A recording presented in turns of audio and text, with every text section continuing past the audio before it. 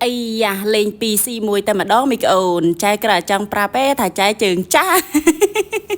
យ៉ាមានអីចាញ់មកគេមែនព្រោះអីគេដាក់មកសើចូលភ្នែកពេញអានឹងមានអីទៀតសូមស្វាគមន៍ក៏ដូចជាអបអរសាទរនៅក្នុងឱកាសបុណ្យចូលឆ្នាំថ្មីប្រពៃណីជាតិខ្មែរដែលកំពុងតែប្រារព្ធធ្វើឡើងទូទាំងប្រជាជនជាតិកម្ពុជាផ្ទាល់តែម្ដងហើយនាងខ្ញុំក៏សូមស្វាគមន៍បងប្អូនអរគ្នាចេញពីវត្តភ្នំតូចដែលស្ថិតនៅក្នុងស្រុកមង្គលបុរីខេត្តបន្ទាយមានជ័យហើយវត្តនេះក៏កំពុងតែរៀបចំក្នុងការទទួលឆ្នាំថ្មីដូចជាបងប្អូននៅក្នុងប្រទេសកម្ពុជាផ្សេងៗទៀតដែរ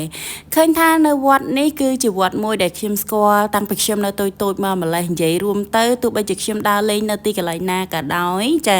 ក៏ខ្ញុំអត់ភ្លេចក្នុងការដែលឈៀងចូលទៅលេងវត្តនេះដែរដោយសារវត្តនេះគឺពោពេញតារាអនុស្សាវរីយ៍តែម្ដងកាលពីនៅតូចៗហើយគ្រាន់តែឮតែចូលឆ្នាំភ្លាមគឺដឹងតែនឹកឃើញដល់វត្តភ្នំតូចរបស់យើងជាការគិតរបស់ខ្ញុំឯណាខ្ញុំគិតថាវត្តនេះឆ្នាំនេះប្រហែលជាអាចនឹងស្បើយអ្នកលេងឯដោយសារយុវជនយុវនារីរបស់យើងគាត់នឹងត្រូវទៅកន្លែងលេងច្រើនមែនទែននៅក្នុងខេត្តបន្ទាយមានជ័យរបស់យើងព្រោះឆ្នាំនេះចាគឺមានការរៀបចំសង្ក្រាន្តចានៅក្នុងខេត្តរបស់យើងក៏មានចាហើយជាពិសេសនៅតាមស្រុកនីមួយៗហ្នឹងគឺមានកន្លែងលេងច្រើនប៉ុន្តែអត់ទេខុសពីការគិតតែម្ដងគឺមកដល់នេះគឺចាល់គ្នាមែនទែនតែម្ដងយុវជនយុវនារីរបស់យើងគឺគាត់នៅតែសម្រុកមកលេងនៅវត្តភ្នំតូចរបស់យើងដដែលជាពិសេសនៅក្នុងម្ដុំមកជួរដើមថ្នោតនេះហើយកំពុងនាំគ្នាគិតថាចេញចុះបើសិនជាមានបាសចាក់កន្លែងហ្នឹងឲ្យលឺហើយបានរំលេងជាមួយគ្នាមិនដឹងសុបាយមិនទេព្រោះជាធម្មតាអ្នកដែលគាត់ទៅកន្លែងដើមថ្នោតហ្នឹងគឺគាត់មានបាសដាក់គូតឡានរៀងៗខ្លួនទេចឹងបើសិនជាយើងមានបាសធំមួយរួមចាមិនដឹងថាបងប្អូនរបស់យើងរាំមិនអីមិនទេសង្កេតឃើញការពីមុនណាការរាំនិងការច្រៀងនៅទីសាធារណៈគឺយើងមានការខ្មាស់អៀនច្រើនមែនទែនតែម្ដងប៉ុន្តែនាពេលបច្ចុប្បន្នណាគឺអត់ទេបងប្អូនប្រជាពលរដ្ឋរបស់យើងគឺគាត់រាំច្រៀងសប្បាយរីករាយជុំគ្នាតែម្ដងជាពិសេសនៅក្នុងឱកាសបុណ្យចូលឆ្នាំថ្មីអញ្ចឹងទៀតណាគឺនៅតាមកន្លែងកំសាន្តផ្សេងៗហ្នឹងគឺសម្បូរទៅដោយការរាំនិងការច្រៀងតែម្ដងហើយខ្ញុំសូមបញ្ជាក់បងប្អូនអរគ្នាបន្តិចណាមកកន្លែងនេះបងប្អូនអរគ្នាត្រូវត្រៀមចិត្តឲ្យហើយទៅព្រោះមកទីកន្លែងនេះមុខបងប្អូនអរគ្នាចាទោះបីជាមកផ្ទះ make up ប៉ុណ្ណាក៏ដោយអីប៉ុណ្ណាក៏ដោយមកដល់កន្លែងនេះក៏ដឹងតែមុខដូច admin ជាគំរូអញ្ចឹង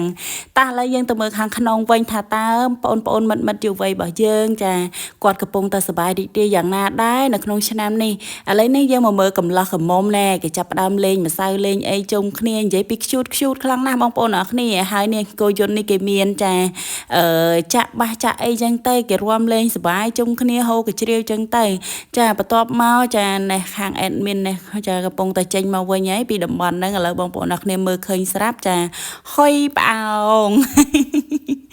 ចាឥឡូវនេះយើងបន្តមកមើលខាងក្នុងវត្តវិញម្ដងថាតើមានអីខ្លះចាមកដល់ហ្នឹងនិយាយពីបងប្អូនអាជីវកររបស់យើងឆ្នាំនេះគឺលក់ច្រើនមែនតើតែម្ដងអញ្ចឹងបងប្អូនអរគ្នាបើសិនជាបានអញ្ជើញមកលេងនៅវត្តនេះហើយកុំភ្លេចជួយគាំទ្របងប្អូនអាជីវករដែលគាត់កំពុងតែលក់ដូរនៅក្នុងវត្តនេះដូចគ្នាដែរព្រោះនៅទីកន្លែងនេះដូចនាងខ្ញុំបានជម្រាបអញ្ចឹងថាឆ្នាំនេះគឺបងប្អូនអាជីវកររបស់យើងនឹងគឺគាត់លក់ច្រើនមានច្រើនមុខច្រើនប្រភេទមែនទែនបងប្អូនអរគ្នាអាចអញ្ជើញទៅទទួលទានបានបើនិយាយពីការគប់ពេញប៉ោងបាញ់កាភ្លើងនិងល្បែងកំសាន្តផ្សេងទៀតក៏មានច្រើនដូចគ្នាដែរហើយបងប្អូនអរគ្នាដែលសារវីដេអូរបស់យើងធ្វើបានតែប៉ុណ្្នឹងទេអញ្ចឹងអរគុណបងប្អូនអរគ្នាដែលបានមើលវីដេអូនេះជម្រាបលាជួបគ្នាវីដេអូក្រោយ